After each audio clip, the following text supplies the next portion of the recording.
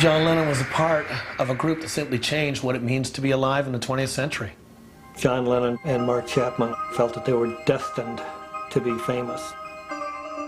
I killed John Lennon because I couldn't handle being a nobody anymore. 5 seconds of sheer madness. He's not dead. They're just saying that.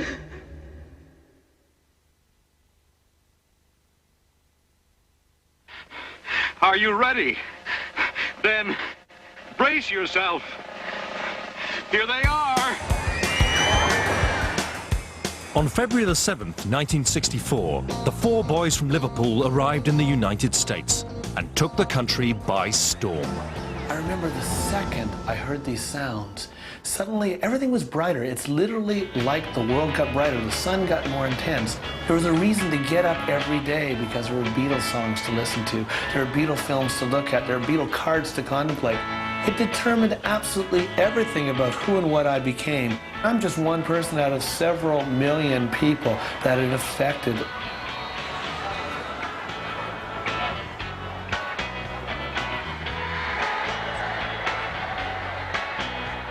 The unofficial frontman of the Beatles was an ambitious 23-year-old, John Lennon. He was born in Liverpool on October the 9th, 1940. That same night, German bombs fell on England. His childhood was a disturbed one. Well, I don't know my father. I saw him twice in my life when he turned up after I'd had a few hit records. And I saw him, I spoke to him, and I decided I still didn't want to know him. His father deserted him at a very early age, and his mother was effectively unable to deal with her husband leaving the family and left John in the care of John's Aunt Mimi. That left Lennon with a profound sense of loss throughout his childhood. There was a great emotional void that he returned to time and again. To fill that void, the young Lennon withdrew into his own creative imagination to express himself. His talent for painting and writing was quickly noticed. Lennon wanted to become famous as a kind of compensation. If Mum and Dad turn their back on me, I'll develop the notion that I'm going to make the world love me. Rock, rock, rock! At 16, he discovered rock and roll, his call to arms. When Lennon heard Elvis for the first time, he thought, here is the chance to connect my anger, my frustration with the world, and to harness it very directly to a kind of creative outlet. If there is one word I would use to describe John Lennon, it would be quick. He was very quick. He had a really febrile imagination, an imagination that was always working.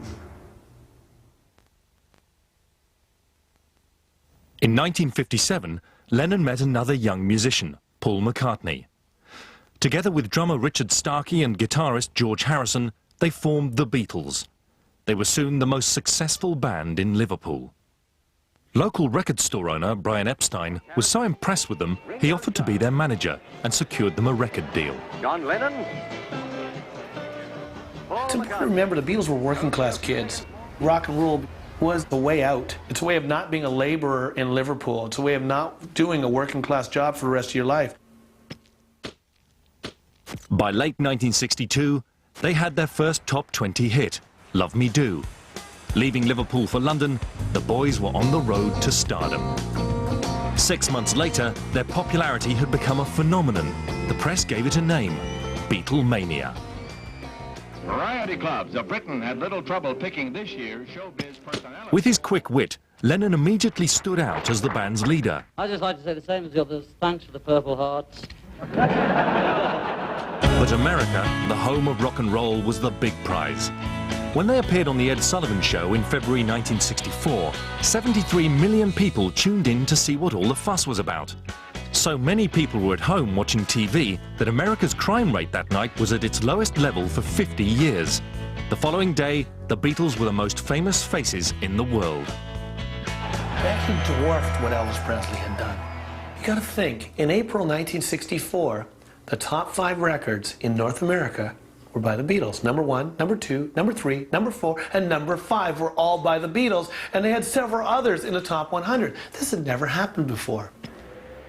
The Beatles were clearly more than just a rock band, and their image ignited a generation. The Beatles were these brash, young British guys who, you know, had hair like girls. One more question. Where the hairdos come from? Where's the originality? Scalp. Long hair was an extremely important symbol, and they were made fun of for having long hair. They were called girlies and fags because they had long hair. My dad was a McCarthyite, and he really thought the Beatles were a communist plot, and the hair just drove him over the brink, because, of course, it signified images of femininity. The Beatles really were a kind of cultural revolution. I'm not sure in 1963 or 64 anyone had any idea how liberating an opening this would become. I don't think the Beatles themselves knew what lay ahead. They wanted to be stars. Lennon reacted to Beatlemania brilliantly. He loved it. From the time they colonized America, that was the greatest high for him. The boy who'd wanted fame had the world at his feet.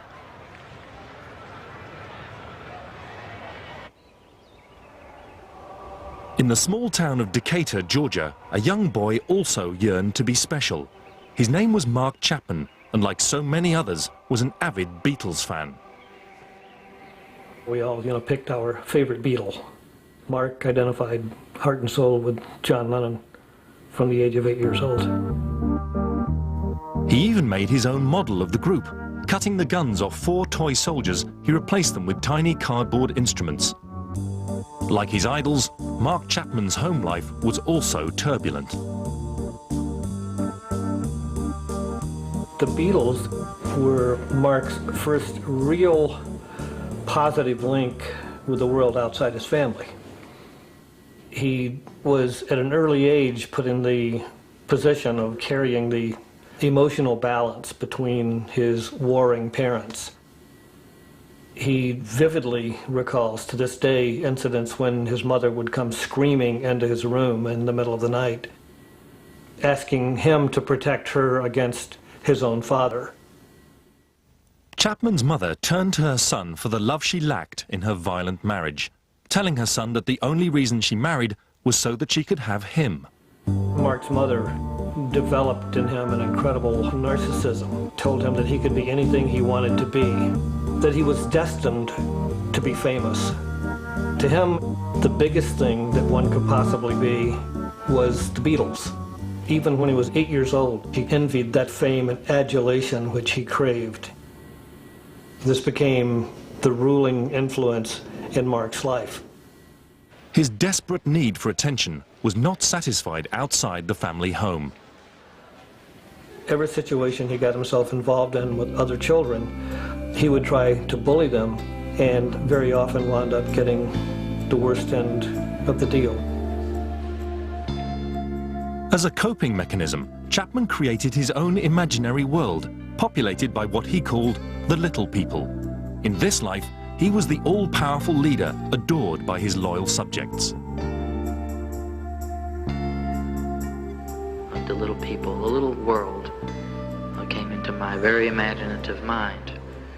I used to play with them along the hardwood floor, I remember that. I was pretty into like an independent kind of a fun. And I would rock again on the sofa, play music for them. He would play the Beatle music for them when he was feeling in a magnanimous mood, since he was the ruler of this kingdom of little people.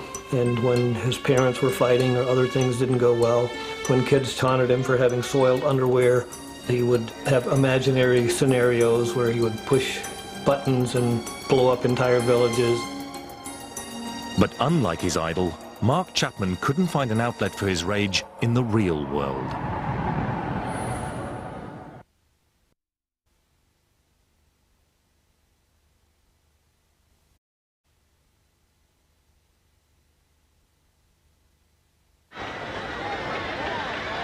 John Lennon soon began to tire of the fame and stardom that the Beatles attracted.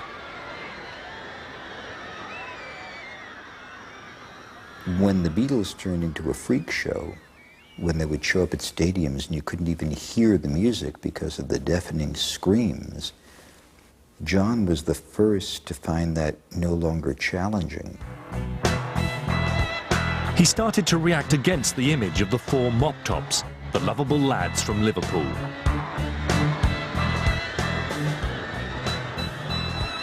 It was his kind of personal rebellion. Beatlemania was often seen as the world going crazy. He offered an interesting take on that when he said that it was the world going crazy, but we were the sane ones. It was happening around us. It developed into more threatening, more menacing rebellions. Struggling to explain the Beatles' phenomenal celebrity to a journalist, Lennon used a comparison that very nearly destroyed the popularity of the group. Somewhere in that interview, he mentions pretty casually that the Beatles were bigger than Jesus Christ. It's almost a reflection about Beatledom, the impact that they were having upon young people. John, in his non-sensorial way, went for one figure that, well, nobody's bigger than the one figure. Obviously, he had no idea of the depth of Christian fundamentalist culture in the United States, especially in the American South. Don't forget to take your Beatle records and your Beatle paraphernalia to any one of our 14 pickup points in Birmingham, Alabama, and turn them in this week. Beatle records were banned all over the southern United States, and Lennon started to receive death threats.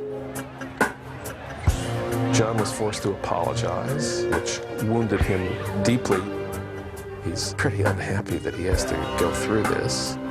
At this point, John realized he couldn't be himself and follow the rules of pop stardom. You know, but I'm not saying that we're better or greater or comparing us with Jesus Christ as a person or God as a thing or whatever it is. You know, I just said what I said and it was wrong or was taken wrong, and now it's all this. He was so scared and very, very nervous, very, very frightened. And he had every reason to be, didn't he? Shaken by the controversy and harassed by their celebrity, the group withdrew to the studio. In 1966, they played their last concert. Beatlemania was over. He famously described it as his Fat Elvis period. He was unhappy in his marriage, and later he described himself as not having any relationship whatsoever with his first son, Julian.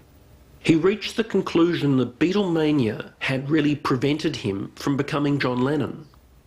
Lennon had been very much cut off from the real world. The Beatles lived in fancy hotels and in huge estates, and their existence was mostly in the recording studio. So it's a big step to go out into the world, which is full of turmoil.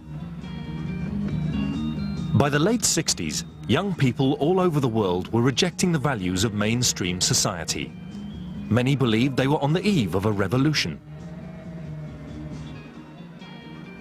By that time, nothing anybody did would surprise you.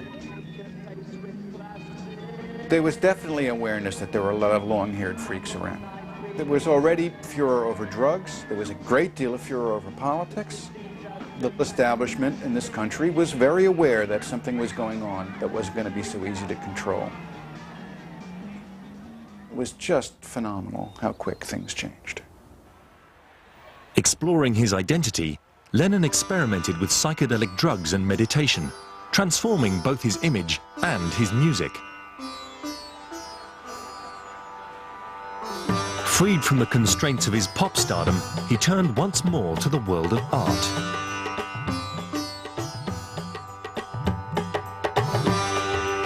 Lennon was interested in avant-garde art, of making anti-art, making art that wasn't just beautiful, but that made some kind of statement about the times.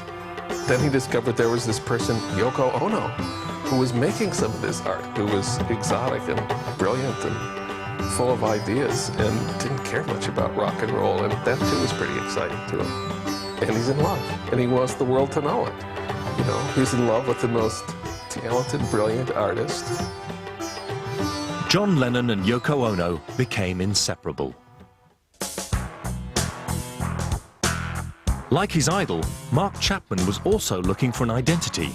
By the age of 12, he was taking drugs and soon using them indiscriminately. He took any drug that was available, LSD, marijuana. He was sniffing glue, he was taking pills. He entered the fantasy fully. Lennon's new image as a psychedelic pioneer seemed to legitimize Chapman's drug use. In Mark's mind, provided the confirmation that drugs were not just okay, they were a good thing. We're all innocent, right? For the first time in my life, I was with a group and I was part of something exciting that was happening. We were hated, we were looked down upon. We had long hair, we had bell-bottom jeans. We took drugs, we were dirty. We were counterculture inside that high school, let me tell you. Once he'd found a group to belong to, Chapman felt able to leave behind not just the world of the little people, but also the suffocating confines of his home life. Even though he was only 12, 13 years old, he planned his escape methodically from his childhood and bought a plane ticket and went to Florida to join the hippies. He was quickly disappointed by life on the road. A couple of the hippies that he had attached himself to got him very stoned. When he fell asleep, robbed his wallet.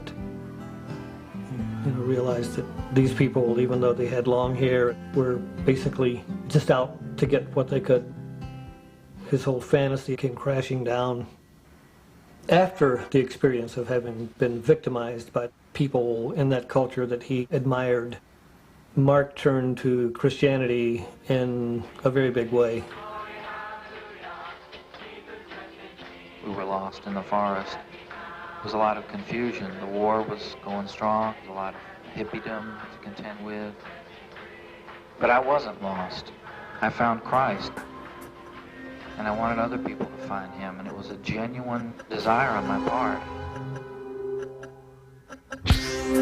After his conversion to Christianity, he came back to school, dressed very neatly, walking around, dropping religious tracts into the lockers of other students, holding prayer meetings in the back of classrooms, began an absolute crusade to save souls.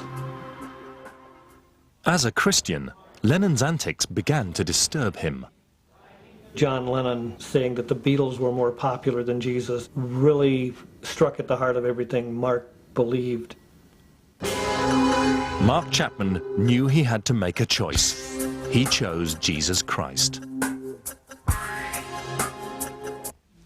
The growing bond between John Lennon and Yoko Ono left little room for the Beatles. I'm interested in John's work and my work, you know, or the work that we do together, you know, but not so much Beatles because, well, that's something else, you know. In a matter of months, the tension within the group was intolerable. And he saw that the magic wasn't there anymore. So you can do one of two things. You can fake it or terminate it. And John Lennon was a guy who couldn't fake it. In August 1969, he announced he was leaving the Beatles. Is anybody coming to read the statement now or anything else No, like that? this is the only statement. The biggest group of the 20th century had ended with a press release. With the Vietnam War raging, the ex-Beatle began to use his fame to promote peace. War is over, if you want it. Peace. John and Yoko embarked on a series of bizarre and intriguing activities. Yoko had a strategy for how to undermine his status as a celebrity, how to use celebrityhood to make a political statement. She taught Lennon how to do this. His new persona bore little resemblance to his life as John the Beatle. Inspired by Yoko's art, the couple staged happenings in Amsterdam and Montreal. We intend to stay in bed for 7 days. And of course, when Lennon holds a happening, the whole world shows up. And there was much head-scratching and amusement and disturbance. I can see why you want peace. God knows you can't have much. Think I could earn money by some other way, by sitting in bed for 7 days, taking shit from people like you? I could write a song in an hour and earn more money. Now, look here. Now, don't say this. You got into bed so people like me Yeah, would right. see you. Not for money. The lyrics go, Christ, you know it ain't easy.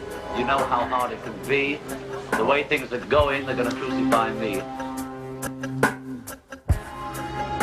Mark Chapman's Christianity led him to a local YMCA camp where he got a job as a counselor for young Vietnamese refugees. He was a devoted worker, basking in the attention he received from the children. The kids called him Captain Nemo. He was one of the most popular counselors ever at this YMCA camp.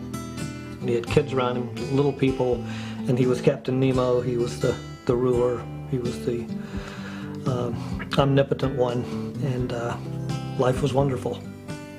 They were giving the most valuable counselor award, something like that, a little plaque.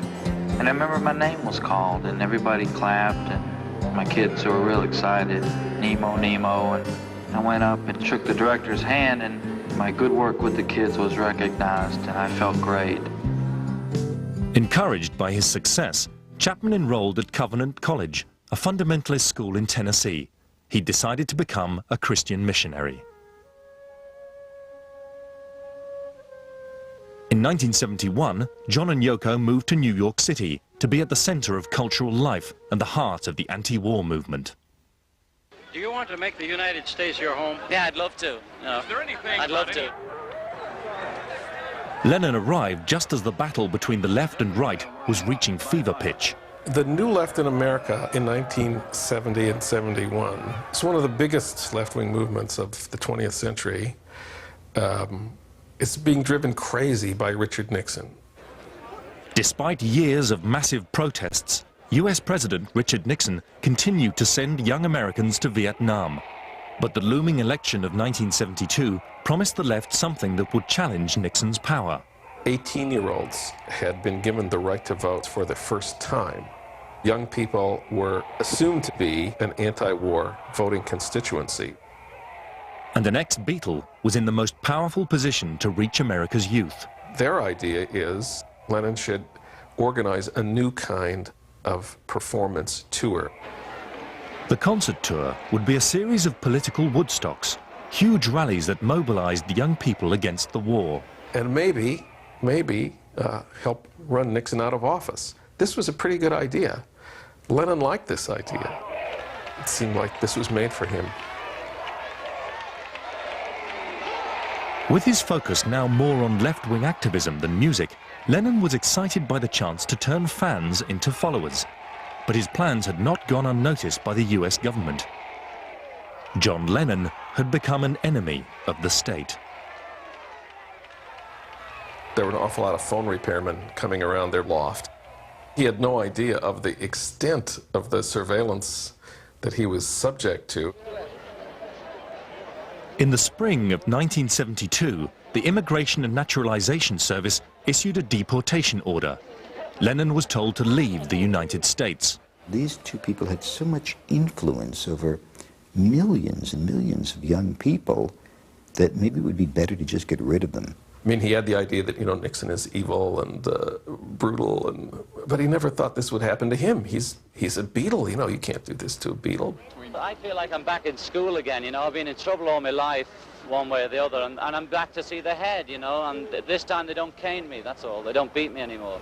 Some of the time, he's very angry at his radical friends for getting him into all this trouble.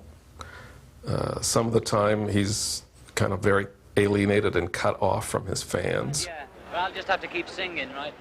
Lennon eventually buckled under the pressure. The anti-Nixon tour was cancelled, and he withdrew from any further political involvement. I'm sure that it hurt him a lot that he did have to bow to the unjust power of the White House.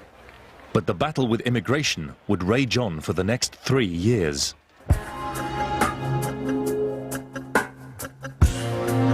Meanwhile, Mark Chapman was having a hard time in the competitive atmosphere of college life. Although he struggled to stand out, he increasingly fell below the school's academic standards.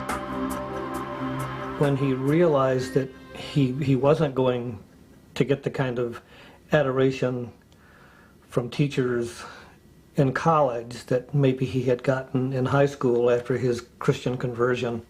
It was a real blow to the ego of someone who needed to be adored, who needed to be recognized. That was when my main trouble started, was at Covenant College, when I felt like a nobody. And what does a nobody do? Nobody goes and gets a nobody job. Chapman quit and found a job as a security guard. And I had too much time to think. And I thought, and I thought, and I thought about history, and I thought about life, and I thought about the earth, I thought about God. So I began to get depressed. You coat yourself inside this deep depression with more and more garbage, and you start to lose contact with reality and who you are. And that ball of lead can get very, very heavy and sink very, very fast. And that's what happened, and there was no way I could have gotten out of it. It was at that point that he first began fantasizing about going away to Honolulu, this faraway sort of land, Hawaii, where everything would be beautiful. He wanted to go and have a taste of this beauty and elegance and end his life.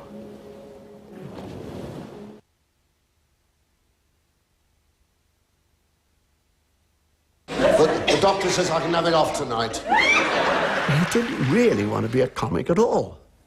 He wanted to be a straight actor. And he'd been for an audition for RADA, and of course, he'd failed it. Well, can you imagine him like to be or not to be? No, listen. You know, I should be in bed.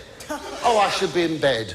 Anyone? A profile of Frankie Howard, part of an evening of funny business. Sunday at 7:30 on the Biography Channel.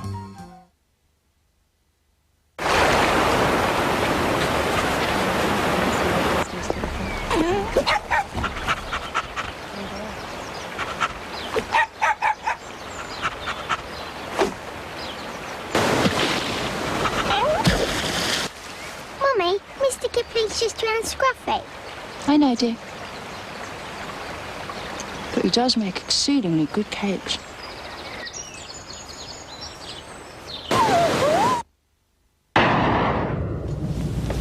You all right, sir? Is it hemorrhoids?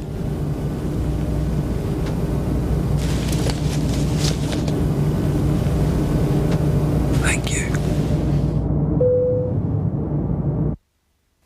You'll make the kids tea, yeah? I can make some if you like. Hills, I think I can manage the kids' dinner, don't you? Yeah. Right, what do you fancy, kids? Oh, fish fingers. I'm not cooking any of this, Clobber. Stand aside, David. Be careful. The new Sainsbury's Blue Parrot Cafe range. 100% cod with no added colours.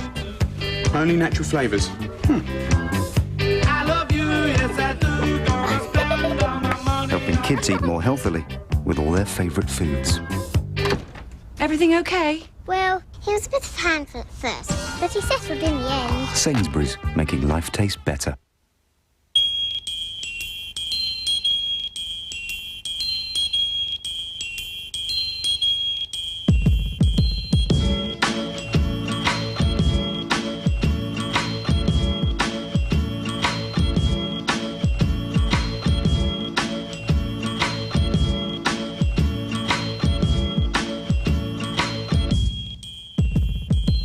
Don't search, just yell.com. Naked women, opulent mansions, non-stop parties, silk pajamas. Hugh Hefner, architect of a sexual revolution and a massive business empire. Exploitation or liberation? A profile of Mr. Playboy himself starts next Wednesday night at 10 on the Biography Channel.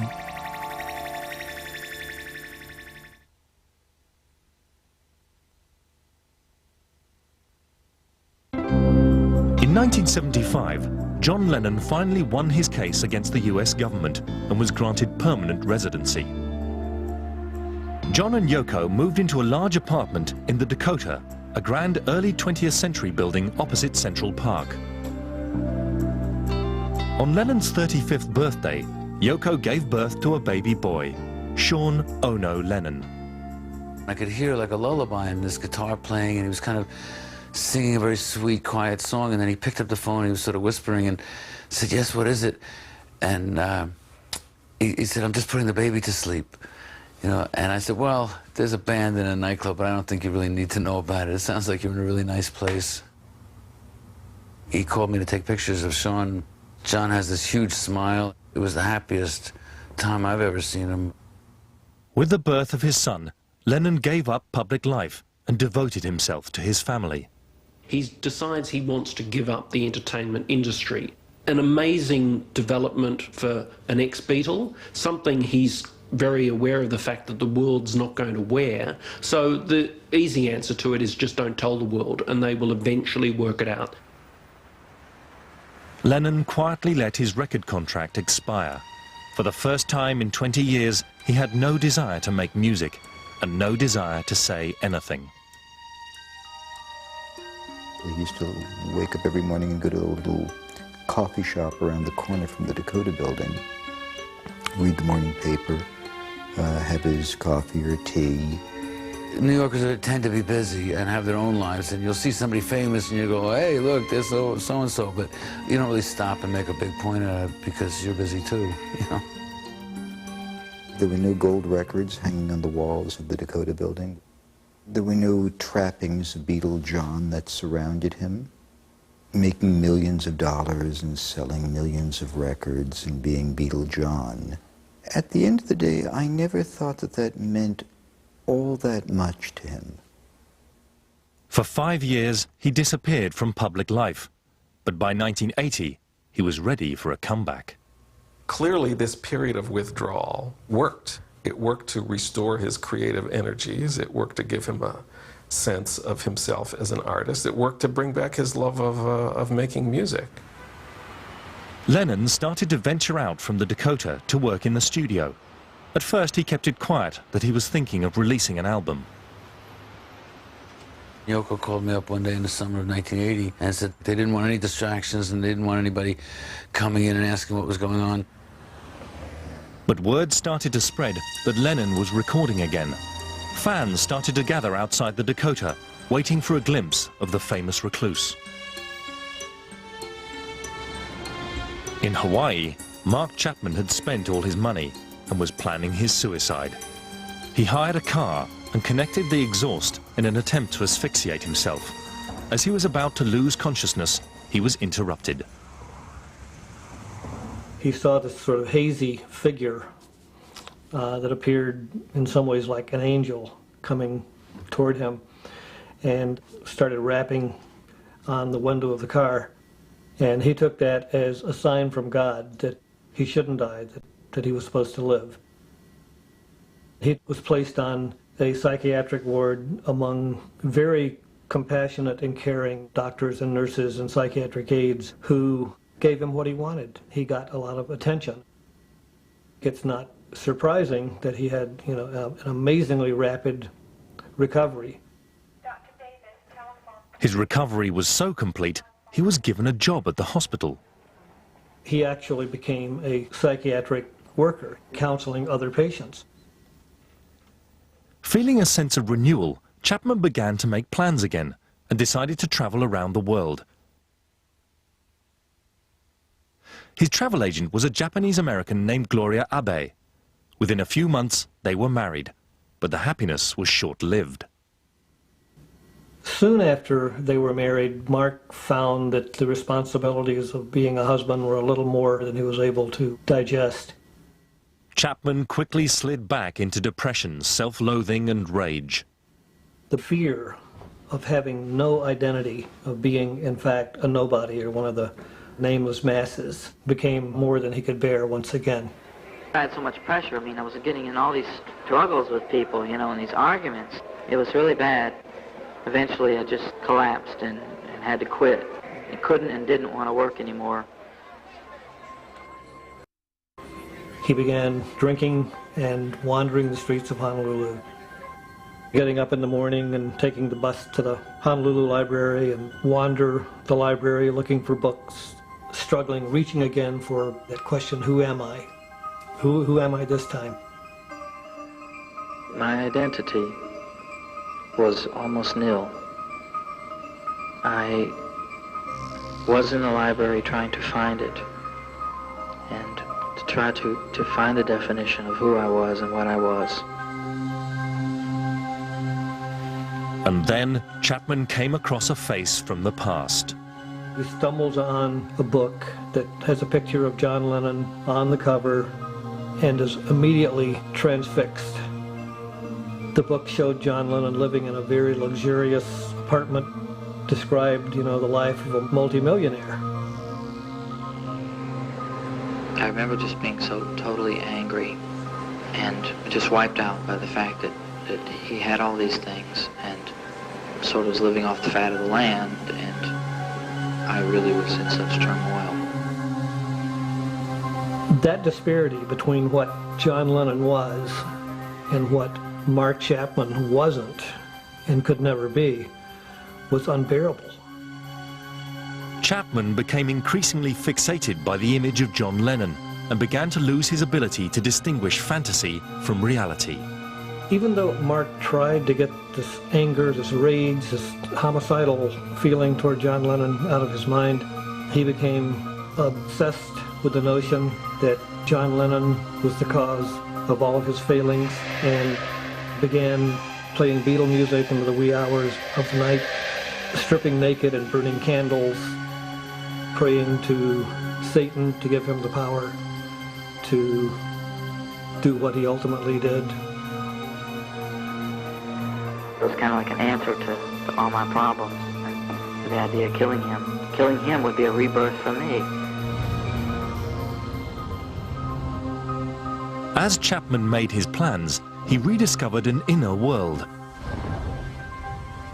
The little people had returned, but this time he was no longer the ruler.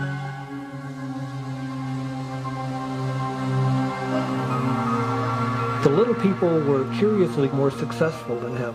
They sat in a nice big corporate boardroom. They wore shoes of the finest Italian leather and sharkskin suits. He hoped the little people could help him plan the murder. He presented his scheme to the board of directors, but they refused to have anything to do with it. Chapman was furious. Even his little people, even his imaginary world, had grown up. But inside, he knew that he hadn't. He cut off all contact with the little people, and in his delusional state, his final and most malevolent persona emerged. He talks of this as being this evil child inside that this phony adult was pasted onto. Even though this phony adult was well-intentioned and tried to do the right thing, tried to be a good person, it was the evil child who held on to the anger. It all came rushing out of me. I would just get back at all the people that had hurt me, and I was elated. I mean, I had a plan. I had something to really scheme for, something to really accomplish, a goal, a mission, and I became utterly obsessed with this mission.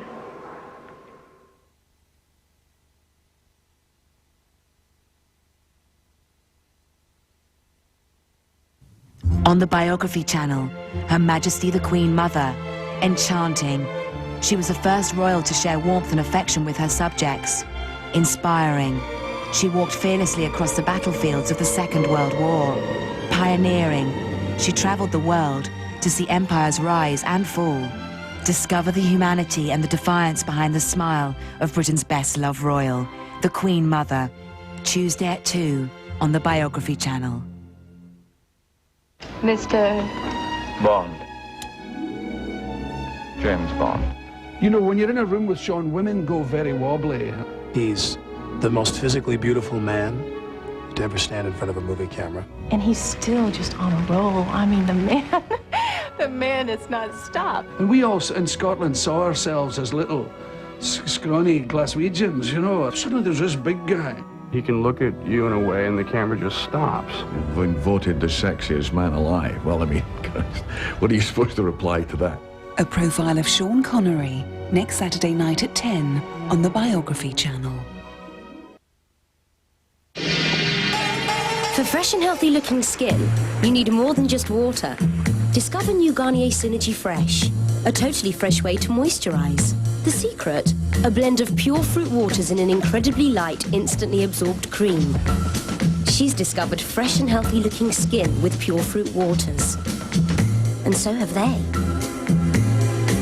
New award-winning Garnier Synergy Fresh, formulated and controlled by Garnier.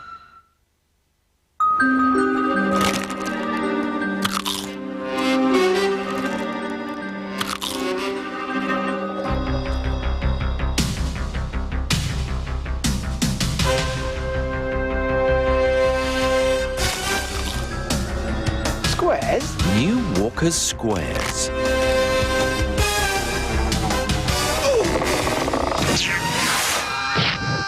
They're walkers in disguise.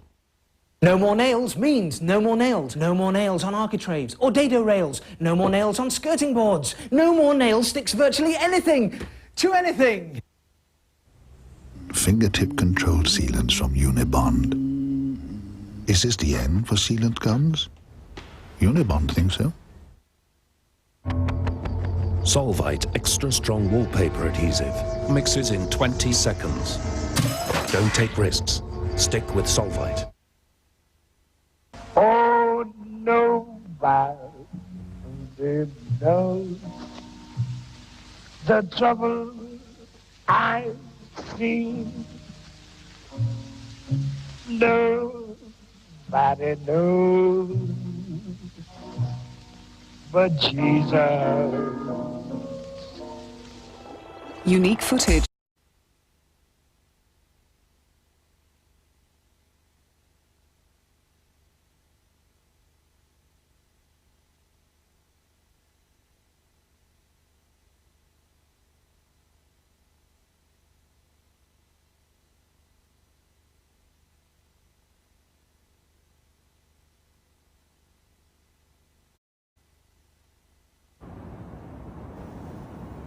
On December the 6th, 1980, Mark Chapman arrived in New York City.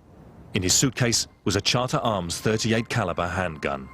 For all the difficulty that Mark had in his day-to-day life, when he finally traveled to New York City and began conducting reconnaissance of the Dakota building where he knew John Lennon lived, it was a very careful, methodical sort of process.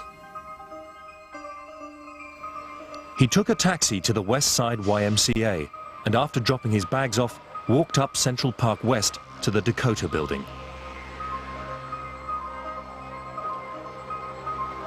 From across the road, he stood for a long time looking up at the building. At the entrance was a uniformed doorman in a brass sentry box. Mark could be, and can still be, a very charming person. When he met the doorman, he passed himself off as a big Beatle fan from Honolulu who had come all the way to get John Lennon's autograph.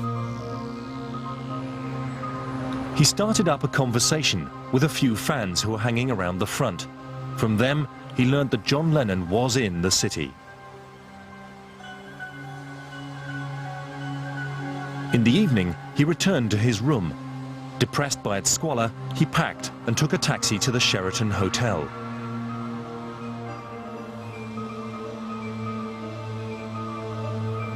The following morning, Chapman was back at the Dakota before 9 a.m.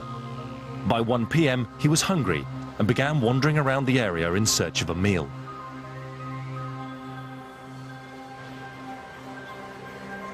New York, to me, felt very cold, very distant. I was very paranoid. I was frightened of someone attacking me. I was frightened of someone finding out my secret. I was frightened of people.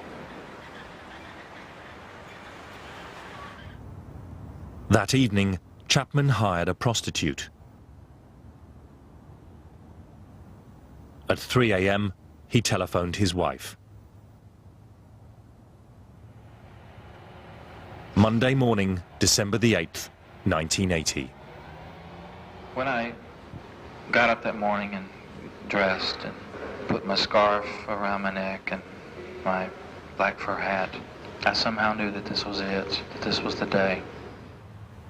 He spent the entire day in front of the Dakota building, waiting for his target to appear. The weather was unusually mild. At 5:30 p.m., as he chatted to the doorman, he suddenly saw a figure coming out of the building. It was John Lennon. Approaching the man he once worshipped, Chapman asked him for his autograph. He was stunned. He was shocked.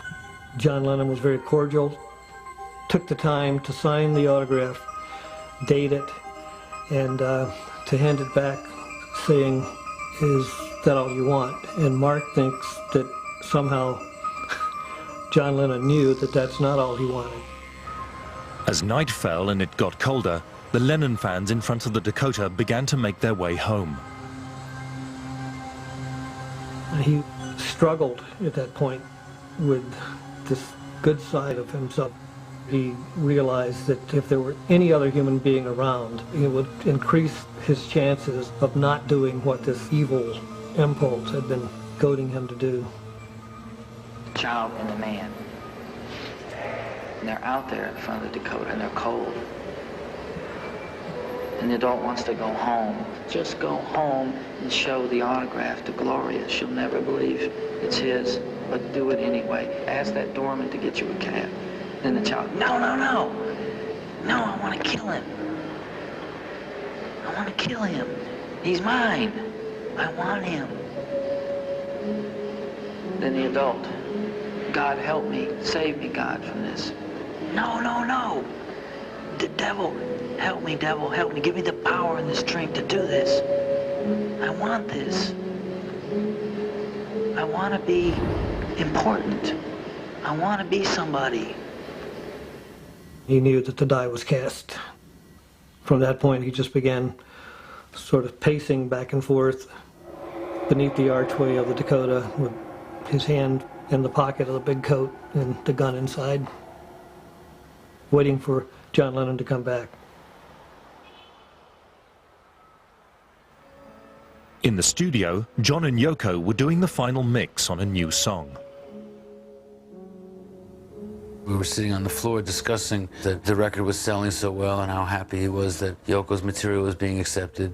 And he wanted to get the band back together and make some videos and rehearse and go on the road. And he was going to start a world tour in around March of '81.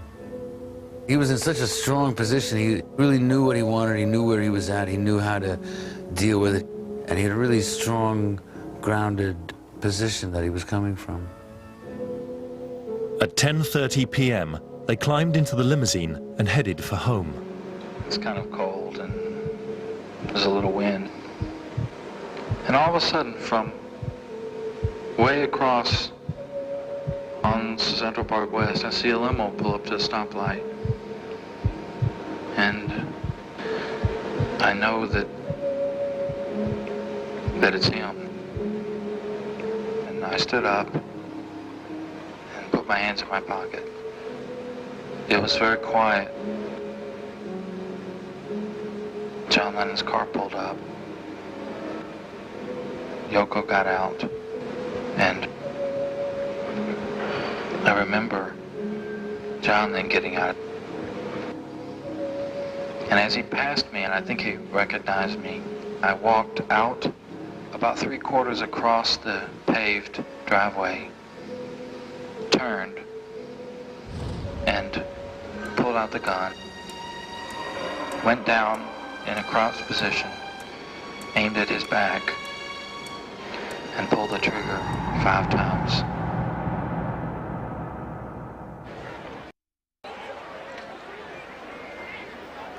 John Lennon staggered into the entrance, crashed through a glass door and collapsed. Yoko desperately tried to stop the bleeding, but within 10 minutes, he was dead.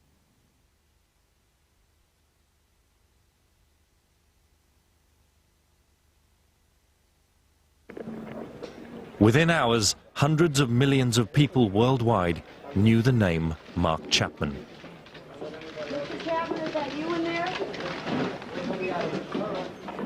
Mark did get what he was after. He got the notoriety, he got the newspaper headlines, he got the People magazine spread, he got his name mentioned over and over again on the 6 o'clock news. He was obsessed by Lennon, came to New York and killed him. Even though he is being punished for it,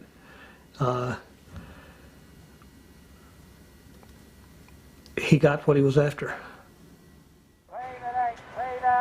With Lennon's murder, people struggled to accept the loss of a man they felt they knew. Millions attended vigils around the world to share their grief. It was a sad and horrifying end to the dreams of an era.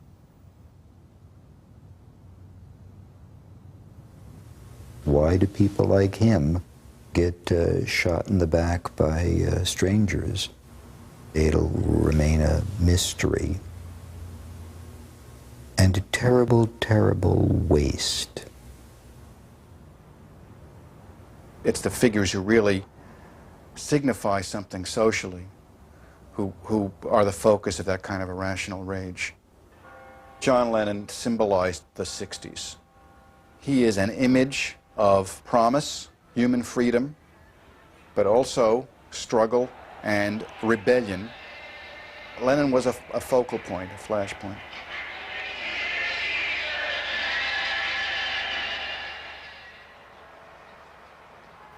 With John Lennon's death, a generation lost more than a rock and roll star. They lost a part of themselves.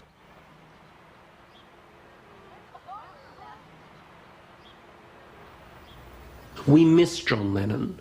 We miss what he was about. We miss his broader take on the world. We miss his sense of humour. Most of all, we miss his music. Pray for John's sake, for mankind's sake, and for God's sake, for peace. Give peace a chance.